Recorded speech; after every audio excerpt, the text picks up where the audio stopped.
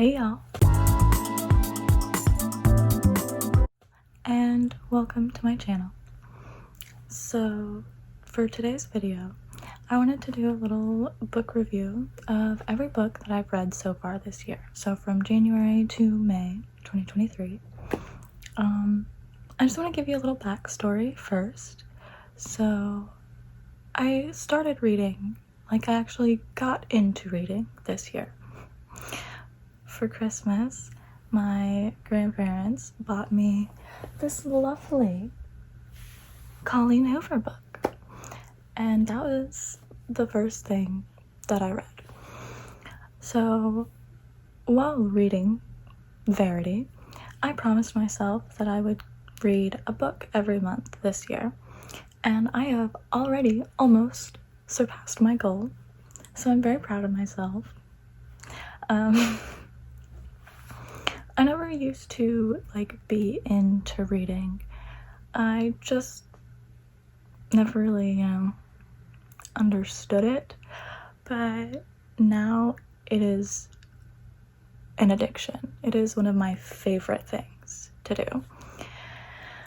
So I'm just gonna start and give you an honest review of everything that I've read so far. So I hope you enjoy. Okay, so if my hair and the camera changes positions and you hear a lot of background noise, it's because I'm trying to avoid, getting all of my neighbors' sounds in the video. So I'm gonna get right into rating my books, telling you about my books. I am so excited. Okay, so for the first book, we have this masterpiece, my favorite book that I have ever read, I believe. This book, it was a lot, a lot. It was disgusting, and I don't even have words to describe this book, but I fell in love with it because of how dark and the dark romance, and I just I love this book. So I'm gonna actually tell you how long it took me to read these books as well, and give you what Goodreads, promise it's not a sponsor, but so for Verity by Colleen Hoover, it got a 4.36 stars out of 5 on Goodreads, and I gave it 5 stars because it's such a masterpiece of a book. I read this in January. This was the only book that I read in January, and I have a little notes thing, and out of 10, I said it would be a 9 out of 10, would have been a 10, but I hated the end and it left me very confused. The plot twist at the end of this book, it takes back everything that you thought you knew about Verity and her relationship with Jeremy and her children. This book is a psychological thriller. And let me tell you, it was a thriller. I'm gonna do a little spoiler warning. I might tell you something that is a lot. So I'll put the timestamp so you can skip. But basically, this book is about, I'm not really sure what her name was. Okay, so I cannot find her name to save my life. Pretty sure her name was Lauren. I think I am correct about that. But basically, this book was about an author called Verity Crawford and her husband, Jeremy Crawford. It starts with a man being ran over and blood splattering onto our main character, Lauren's shirt, her face, and everything. And Jeremy decides that he is going to, help Lauren, not knowing that she is the one that will be taking Verity's, writing career over, basically. She's going to be a ghost writer for Verity. So, as we get into the book, we discover that Verity has had an accident, and not only has she had an accident, but she lost twin daughters as well. And while Lauren is going through Verity's notes and her writing and her manuscript, she finds crazy things that Verity has written. So Verity has written this manuscript about her life, and it covers her marriage and how she is so obsessed with Jeremy. She is obsessed with her husband. I don't even know how to describe the obsession she has. It's crazy.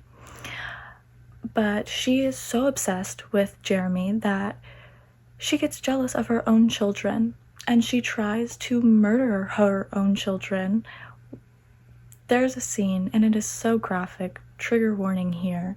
She tries to give herself an abortion in the bathroom in one of the manuscript scenes. And that is one of the most disgusting things in this book. So, but while we learn more about Verity and her past, we discover how crazy she truly is and how her daughters died. And I'm just gonna leave the rest up to your imagination if you have not read this book. But yeah, it was a 9 out of 10 read because of the fact that the end of her book is actually a letter to Jeremy himself. It's not like the end of her book, but it's the end of Verity. And she had written a letter to Jeremy basically saying that everything in her manuscript was written up, and she made it all up as a way to grieve and to cope with everything that was going on in her life. And I find that disgusting. But worst way to end a book ever. So many, it just leaves so much to the imagination, and I don't like that. And reading the extra chapter, it really, it genuinely makes me believe that Verity didn't do anything that she said in her manuscript, and that Jeremy is also crazy because of what happens in this book whenever him and Lauren end up together. So, really did not just run out of storage while trying to film this. But anyways, we're gonna get into the second book that I've read this year, and that was Unsub by Meg Gardner. And this book is a trilogy, which I did not know until I was researching it for, this video. But it is a crime mystery thriller book. Goodreads gave this book a 4.06, and I rated it 4 stars. In my notes, I gave it a 7 out of 10. And that is mostly because it was very slow-paced, and I don't usually like slow-paced books. I'm more of a thriller reader, obviously. This book took me from January 23rd until March 7th. I was reading this book all throughout February, which, to be fair, February was a very busy month, but I also just could not get into this book. I did, however, read about 70 pages, or no, it's more like 130 pages that I read, and it got very interesting very fast. But basically, it is about this girl named Caitlin, and her father had been a cop, and he investigated into a serial killer.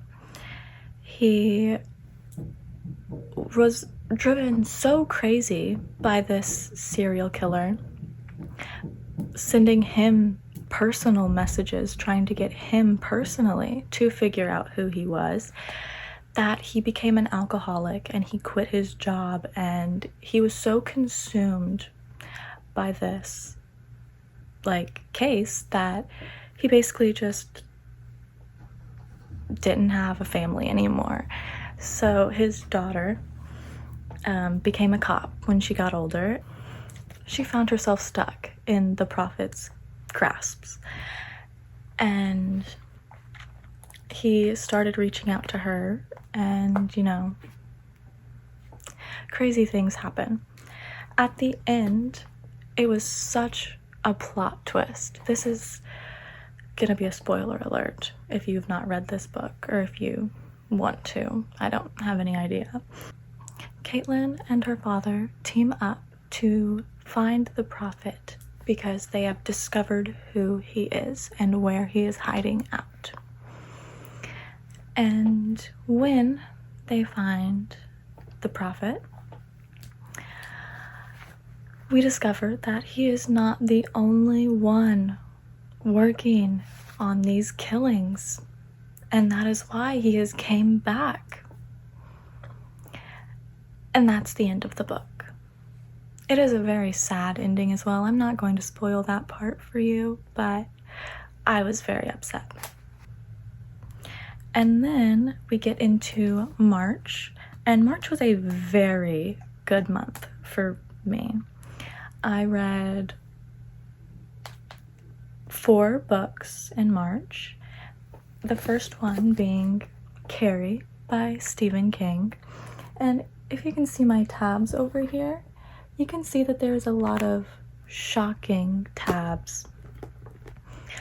This book is I'm not sure. I guess Stephen King is a horror novelist, but I wouldn't say it's necessarily a horror book. It was rated 3.98 on Goodreads, and I gave it a 4-star review. In my notes, I gave it an 8 out of 10. This book made me very sad for how these people treated Carrie and how her mother was, and it really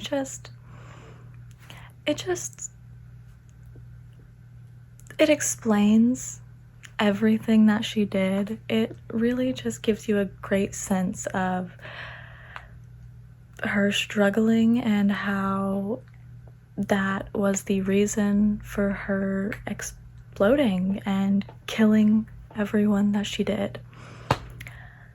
The book was crazy and I loved it, and I read it in 4 days. So if that tells you anything.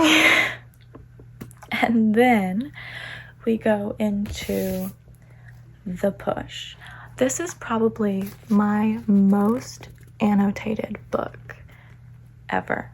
This book was rated 4.08 on Goodreads, and I gave it a 5-star review. I gave it a 10 out of 10 in my notes. This book, this lovely book, it is by Ashely, Audrain, and it is about a mother and her relationship with her daughter and how she thinks her daughter is crazy, basically. Not like exactly, but it is along the lines of Verity, and I think that is why I enjoyed it so much. But it was about a woman and her husband and daughter and son. And this book basically just details her life becoming a mother and her mistrust in her daughter and how nobody believes her. It was very, very good book. Very, I don't know what the word was. It was addictive. Just like the cover says, it was addictive. And again, I read it in 6 days. And then the 5th book that I read this year was Never Never by Colleen Hoover and Taryn Fisher. It was such a cute little happy love story. Anyways, it was a romance novel and it was very cute, and I loved that we got to see like how they acted in the past. We didn't like actually get to see, but within their notes and everything that they had with them that gave them their, well, it didn't give them back their memory, but I think you get the point. It's about this couple that lost their memory in order to become better people and fall back in love. And it was a slightly cheesy ending, might I say. But it was so cute, and my favorite part for sure was Charlie and her sister becoming closer as Charlie decided to become a better person. It was a very good book. Goodreads gave it 3.56 stars, and I gave it a 4. And in my notes, it was an 8 out of 10 because, again, I found it slightly cheesy, but it's okay. We're coming closer to the end of my books. So for the 6th book, we have Pack Up the Moon by Kristan Higgins. And this book broke my heart. It absolutely shattered my heart to pieces. It was a little, I guess you'd say, romance book. Yeah. So, Goodreads gave it a 4.24 stars, and I gave it a 5-star review. I gave it a 9 out of 10. So, I read this book within about 8 or 9 days, I think. It was very, very cute. I loved the idea that Lauren, I am 100% sure her name is Lauren. Lauren, she wrote her husband letters when she found out that she was terminally ill to help him grieve after she had passed away. And she had her best friend deliver these letters to him each month for a year. Everything that it went through was crazy. It talked about his mental health and how low he felt and all of this. And I just really felt for him, and I really enjoyed it until the chapter that it talked about her death. I read that chapter late at night, and I was up crying for like an hour and a half because of how sad it was. And it was just so real feeling and just so depressing. Like, I don't know. But I'm so happy that he had a happy ending after all. And it was a very good book. Now, the 7th book that I have read this year is Follow Me to Ground by Sue Rainsford. And I've heard a lot about Sue Rainsford. Maybe not this book in particular, but I've heard that she's a very good author. And this is the first book that I read in April. I only read 2, but it was a very good book. After I had just read 2 very long novels, I decided to take a little break with this much shorter one that I didn't even annotate because it was so confusing. Goodreads gave it a 3.56, and I gave it a 3-star review. I'm not usually very harsh on books, especially if I read them and I enjoy most of it. But I gave it a 6 out of 10, mostly just because it was so confusing. I don't think I can give you an idea of what this book is about by telling you, because it is about this girl and her father, and the healing ground that they live on, and they are not even humans. This book leaves a lot to the imagination because it just does not tell you, it doesn't give you background information for why they have these powers, why the ground has power. It leaves it all up to you to decide, and I feel like that is why I did not really enjoy this book. But the guy that she had fallen in love with, spoiler alert, she put him in the ground and left him there for years. And whenever his sister had a child, she had been coming to, I can't remember her name. I'm really bad with names, especially in books, but she had been coming to this girl to like get treatment for her son while she was pregnant, also for herself, obviously, because they were healers, I assume. Like, everybody in the town that they lived in came to them for healing powers, like, instead of going to the doctors. So there was a huge plot twist with the girl's boyfriend, I guess you'd say. I think his name was Sam and his sister. And at the end, it's another huge plot twist, which I don't like plot twists in the ends of books, if you couldn't tell by me getting so upset about them. But I feel as though the ending was great. It was slightly confusing, but I really enjoyed it. For the second book of April, I read Bare Necessity by James Gould-borne. And this book, it was pretty crazy. It was hilarious. I loved it. I don't even know what you'd really classify it as, but it was amazing. So Goodreads gave it a 3.92 stars, and I gave it a 4-star review. I gave it a 9 out of 10 as well. It was really frustrating because of the situation that he had been put in by his landlord, but it has a lot of good backstory, and whenever the son starts talking to the father again, my heart just filled. I loved it. It was so good.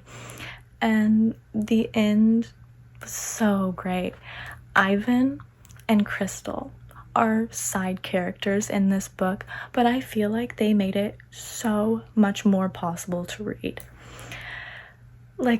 Ivan was so funny, Crystal was hilarious, and I love that she ended up sticking around even after they weren't supposed to be, friends anymore. It was a lovely book, and that's all I'm going to tell you about it.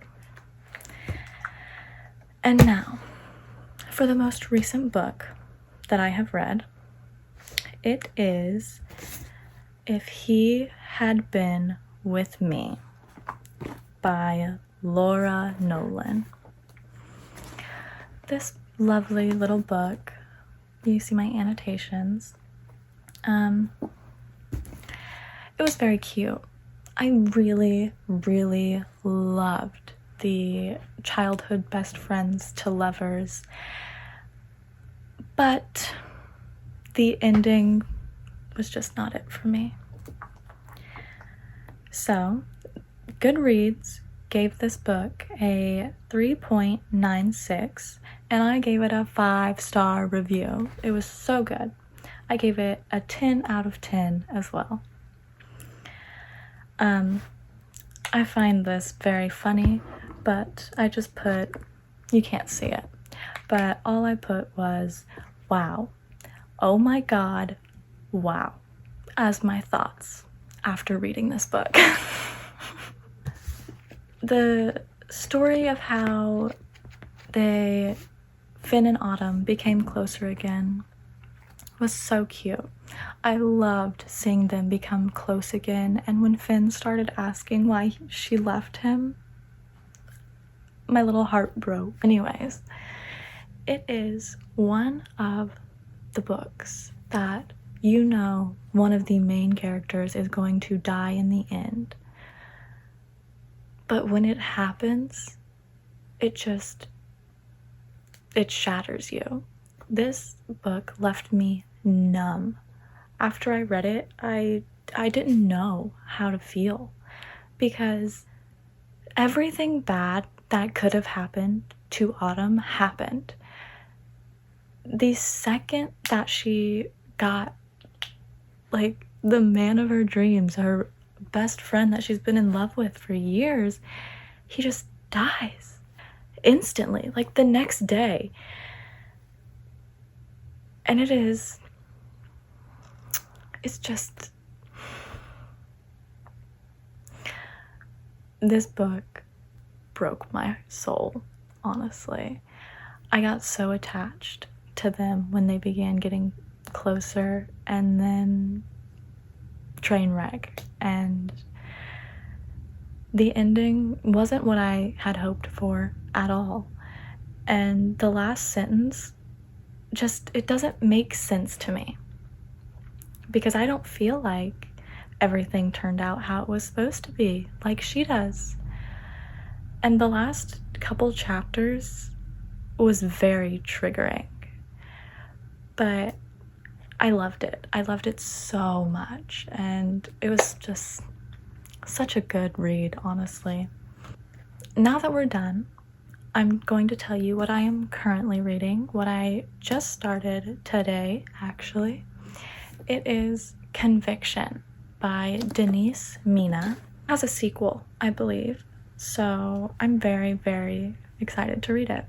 I've been talking for a very long time, and I've had a lot of problems with this recording, so now that I am done telling you about all of my books, I'd just like to thank you for watching, and I really hope that you enjoyed me rambling about my books. I'm sure it didn't make much sense, but anyways, I love talking to myself, basically, and talking to you guys, and yeah. Anyways, thank you guys for watching, and I hope you have a great day or night. Mwah.